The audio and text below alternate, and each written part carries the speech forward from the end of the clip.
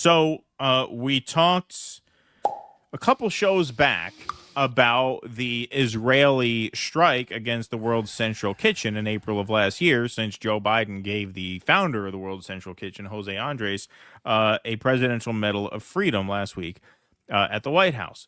And on the heels of that discussion, look what happened again. Israeli forces opened fire at a clearly marked WFP, which stands for World Food Programme Convoy, near the Wadi Gaza checkpoint.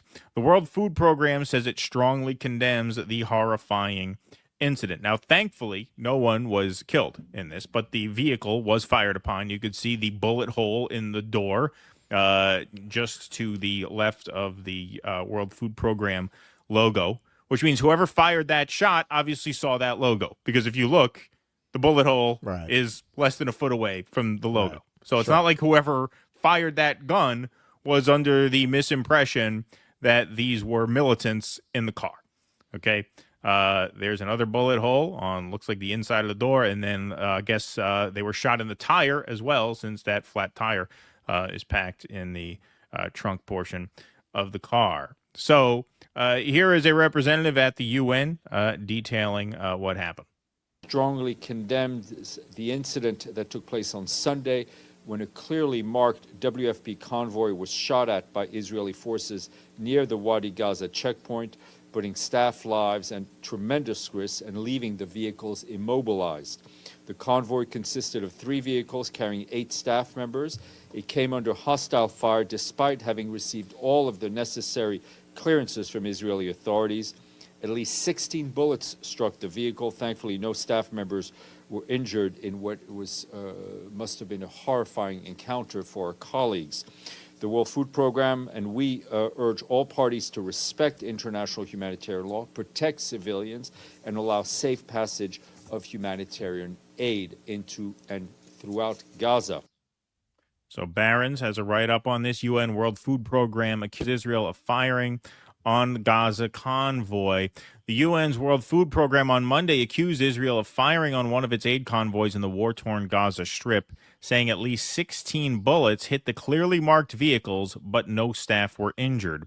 Condemning the horrifying and unacceptable incident, the WFP called again for all parties to respect international humanitarian law, protect civilian lives, and allow safe passage for humanitarian aid. I'm just going to skip that because that is what we just saw in the video. Questioned by AFP, the Israeli army said that it had received reports of shots being fired at the convoy without specifying the origin.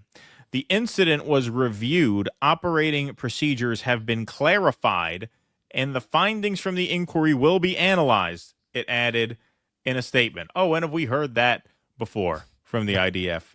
The Israeli army continues to operate against the terrorist organizations in the Gaza Strip and is doing everything possible to mitigate harm to uninvolved civilians, it said. As Barron notes here, this is not the first time that UN vehicles have come under fire since the start of the war. Last May, a UN employee of Indian nationality was killed when his vehicle was hit. And in August, listen to this, in August, the World Food Programme had already accused Israeli forces of firing on one of its vehicles, an incident that prompted it to temporarily suspend the movement of its staff in the Gaza Strip. So this is not the first time that this specific organization, the World Food Programme, had been fired upon. Now let's hear what our representative to the United Nations had to say about that first incident back in August. So this is Robert Wood, back in August 30th of last year, in response to the first incident where the World Food Programme was fired upon. He called it the result of a communication error. We are alarmed by yesterday's reports that the IDF fired repeatedly on a WFP vehicle. Israel has said it is investigating this most recent incident, which their initial review has said was a result of a communication error between IDF units. Okay, so they're one incident behind because they're supposed to be investigating this incident from August. Did we ever get a final report on that? Did we ever get a verdict onto how exactly that happened? Because it just happened again. After, don't forget, they suspended operations after the first time. And now when they go back, they get hit again. We have urged them to immediately rectify the issues within their system that allowed this to happen. Well, that obviously did Yeah, not it's happen, not- as evidenced by the fact that they were just fired upon again. Yeah, no. Well, obviously, this is by design because it's interesting. Because the what is it? The World Central Kitchen. They killed them. Yep. But they're like, yeah, man, it's going to be too much blowback if we kill UN people. So we just have to really terrorize them into not coming back without killing them. The fact that both times they didn't actually kill them, but when they did World Central Kitchen, they killed everybody. This tells me this is quite deliberate and planned. I mean, obviously, it's not an accident. But the fact that they didn't kill them, the Israelis are not known for their restraint. Yeah, Right. They just want to have them not come back, but they don't want the kind of blowback they might get from killing a bunch of UN workers.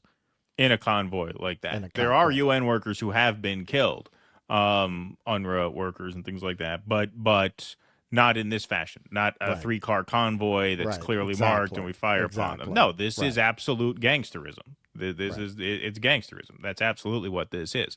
I mean, look at the pattern of events. They were fired upon in August. They suspended operations. Now they come back. They're fired upon again. Are they going to go Well, that's back what I'm in? saying, and they don't kill them. See, that's the thing. Like, clearly, they were given orders: shoot at them so that they go away, but Right. don't kill anybody. And what's the goal? The goal here is to terrorize aid workers Yep. out of that region. Yep. Out of that region. They don't want aid getting through. The evidence is obvious. It's obvious. Jeremy Lafredo did that great report earlier last year about the carnival atmosphere that Israelis threw at Yep. one of the checkpoints, making sure aid did not get in. We've seen numerous videos of Israeli civilians looting aid trucks before they crossed into the Gaza Strip, throwing food on the floor, right? Destroying food aid. So this is, and with no legal consequence, by the way, that we know of. None of those people have been arrested or punished in any way, which means the government, at the very least, is turning a blind eye to it, if not straight up encouraging it. Then you obviously had the Freedom Flotilla get blocked when they went to send aid in. You obviously had the murder of the World Central Kitchen workers, and now you have the pretty clear intimidation of the UN World Food Programme convoys. This all adds up to the most obvious observation in the world, which is they don't want aid getting in. They don't want aid going in. They want to slowly starve and kill everyone in Gaza. We did a segment on Jimmy's show yesterday where just regular, everyday Israelis were interviewed, asked how they feel about the deaths of children in Gaza. One of the quotes was, "Who gives a shit?" Literally, Yeah. that's what they said. The children grow up to be Arabs. Right, the children grow up to be Arabs. That was what one other person said. One other person said, "I don't know. I don't concern myself with that." Then we read a list of quotes of government people saying essentially the same thing. It's the most obvious thing in the world, and this just happened again for a second time, shortly after they resumed activities after suspending them after the first time it happened. And so that makes it pretty obvious. Pretty obvious. Yeah, we have. I can't think of another case where you've had such a blatant campaign of genocide. Like, Yeah. really, where it's just the genocidal intent is that transparent, and to have, I was debating an Israeli actually about this. They want to say that, well, everybody, this is war. This is a new definition of genocide. This is what about other countries that do the same thing? And I said, well, one, show me a war anywhere where 70% of the casualties are women and children. Right. Anywhere right now, show me any war like that. And also, we are literally bankrolling and arming this. Yes, it's not that there are not horrors in other places in the world. We've tried to draw attention to some of them in Sudan and the Congo and Darfur. And yes, very often there is CIA involvement behind the scenes, but that's not anything most people know about. This is blatantly our ally that we're funding and equipping to do this. It's not anti-Semitism that's drawing all of this attention to it. It's our involvement. What, people weren't out in the street about the Iraq War? Right, of course. It's our involvement. Please clap.